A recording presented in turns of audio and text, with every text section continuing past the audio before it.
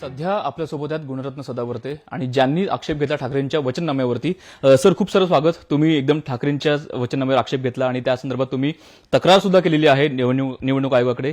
नेमके मुद्दे काय, तुमचा नेमका आक्षेप कशावरती आहे आणि त्या तक्रारीबद्दल आता तुमचा पुढचा फॉलोअप कसा असेल? मुद्दा सगळ्यात अगोदर तर ठाकरे का कोणी लागून गेलेत का? जे कोणी गैर चुकीचं असंविधानिक तिथं आमची भूमिका, और कोई कानून से बड़े नहीं है और ठाकरे का तो कोई कहना हो नहीं सकता की मी कायद्यापेक्षा मोठा आहे. आणि त्याच्यामुळे जे संविधानिक पॅरामीटर्समध्ये, जे निवडणुकांच्या पॅरामीटर्समध्ये जे म्हणजे बोललं जाऊ शकते तेवढंच बोलायचं.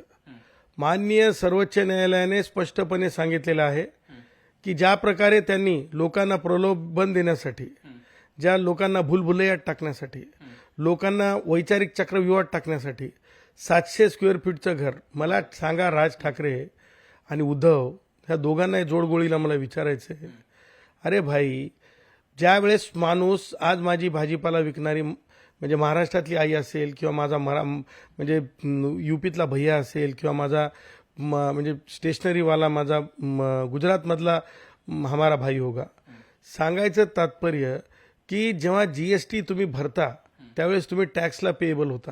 जेव्हा टॅक्सला पेएबल होता तेव्हा तुम्ही कॉर्पोरेशन टॅक्सला पेएबल असणार की नाही? म्हणजे ॲप्लिकेशन ऑफ माइंडच नाही, ॲप्लिकेशन ऑफ माइंडच नाही. बोलते रहो ते भोंगे ते संपले. आम्ही संपवणारच होत ते भोंगे. आता ते बोलत नाहीत भोंग्यांवर, पण आता हे भोंगे सुरू झाले यांचे खोटारडेपणाचे.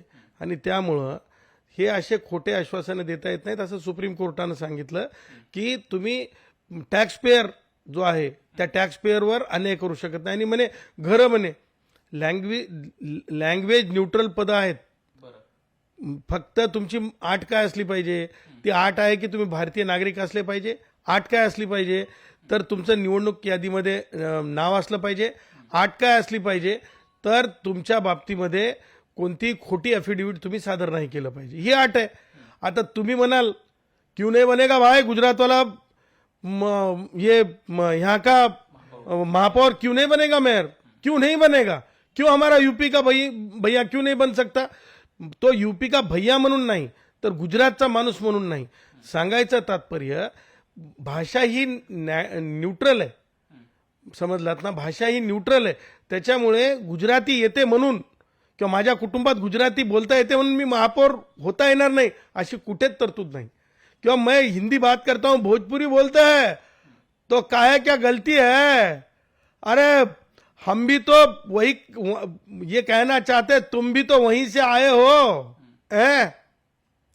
जिस बिहार से अपने पुरखों की बात है उनकी इज्जत करना सीखो.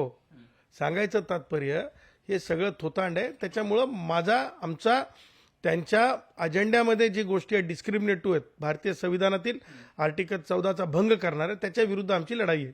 आणि ही लढाई तसंच म्हणून नाही, ती सिस्टमॅटिक लढाई असणार आहे. उद्या कोणत्याही प्रकारे असे चुकीचे प्रलोभनं कुणीही देऊ नये याच्या संदर्भातली ही भूमिका आहे. भविष्यातही भूमिका असेल. आजही आम्ही सांगायलो, सगळ्याच राजकीय पक्षांना सांगायलो की ज्या गोष्टी कायदेशीर अमान्य आहेत त्या गोष्टींचं प्रलोभनं आणि त्या बाबी मतदारांसमोर ठेवू नका. बरोबर. त्यांचा मुद्दा असा आहे की प्रलोभन असेल तर मग लाडकी बहीण योजना प्रलोभन नाही का? मग ती सुद्धा एक प्रलोभन झालं ना. मग मुद्दा लक्षात ठेवा की लाडकी बहीण टॅक्स आहे का? टॅक्समध्ये आणि सबसिडीजमध्ये फरक आहे. तुम्ही सबसिडीज म्हणताय. लोकशाही मराठी ऐका, पहा, जागरूक रहा.